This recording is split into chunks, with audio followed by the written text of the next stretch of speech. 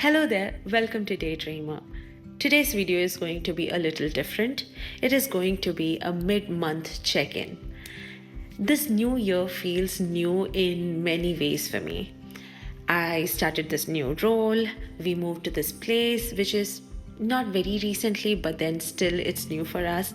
And also, we have new goals for this year. So, in total, I feel like journaling has been helping me to stay focused through all of that. Not perfectly, but very gently. In the past, I tried journaling with too many rules, and when I put in too many rules, it never works. So this time I made it very simple, and you all might have seen how my January month's journal spread looks like. It is fairly very straightforward, and that has kind of helped me to stay put with my journaling. I try to keep my journal spread very minimal and very simple to follow, and it hardly takes like 2 minutes of my day to fill in my journal. If you have not seen my January journal spread, it is in my channel. Please go and see. It's very simple, very easy to follow journal spread. I have laid out very simple things to mark down, and there are no major places, in fact, no places at all where I have to go and write in things. In the past, I have tried journaling with so many rules, and maybe because of that, I have always felt like that is a big task to fill in my journal for the day. And even if I missed even one single day, I used to feel so guilty. But now I tried things differently. The number one thing that I thought while I was creating that spread was, if I just had 2 minutes in a day to fill in my journal entry, will I be able to do that?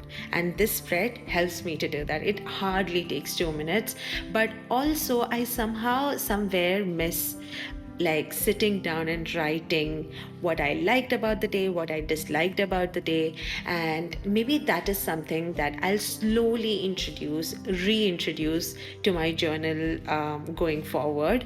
I don't want to pressure myself in. Now I'm able to fill in my days, updates into my journal entry very easily.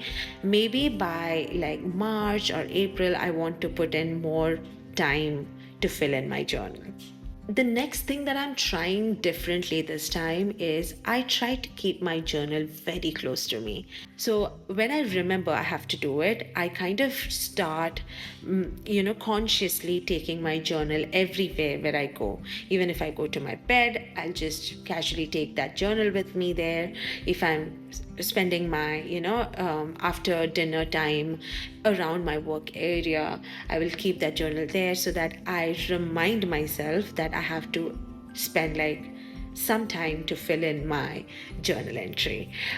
So maybe that is something that I'm trying different this time, that is keeping my journal very close to me. I feel like when it's easier to reach, it's easier to return to. So that is something that I'm doing different this time.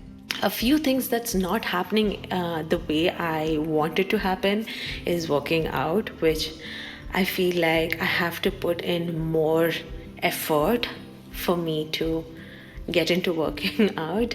But also that is the one entry that's missing. Like, I have written workout in my journal, but then I have never marked it because I've never worked out this year since. I mean, I have worked out, but I have not gone to gym. So that is something that is also a problem for me.